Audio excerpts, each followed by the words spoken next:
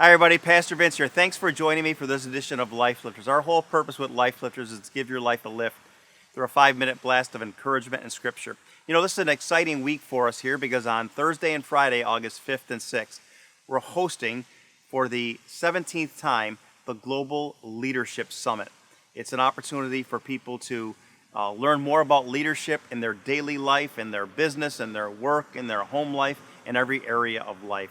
And so because we're doing that, this week we're going to treat you to 3 different sessions from last year's Global Leadership Summit.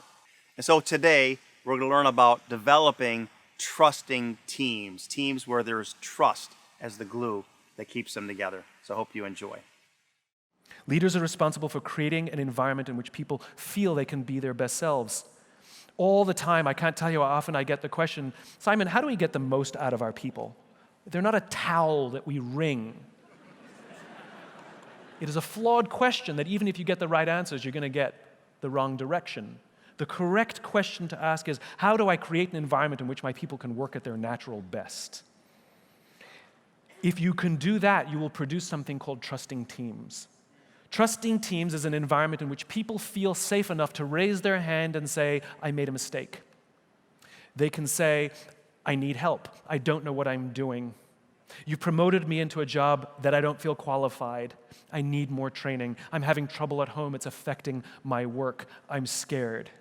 Without any fear of humiliation or retribution, without any fear that revealing that weakness, that vulnerability, will put them on some short list for the next round of layoffs. In fact, they have every confidence that if they were to say any of those things, both their colleagues and their bosses would rush to their aid. That is what a trusting team looks like, and that is what a trusting team feels like. As somebody once said to me working in a corporation, I couldn't even think about what good leadership looked like, but I can tell you what bad leadership felt like. If you do not have trusting teams, what you do have is a group of people who show up to work every single day, lying, hiding, and faking. Any mistake that they make, they bury for fear of getting humiliated or find themselves on some short list. If they don't know what they're doing, they're certainly not going to tell you. They're going to hoard information instead of sharing it for fear that if they share what they know, it will make them vulnerable if somebody younger and cheaper comes in. They're not going to admit that they're having trouble at home that's affecting their work, and they're certainly not going to tell you they're scared or need your help. That will be your company, and that will be your culture. And over the course of time, things will break.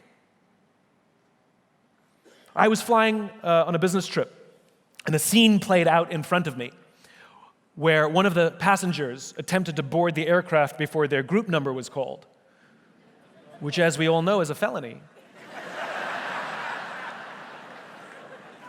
And that is exactly how the gate agent treated him. Step aside, sir, I haven't called your group yet. Please step aside and wait till I call your group, is exactly how she talked to a paying customer. So I spoke up. I said, why do you have to talk to us that way?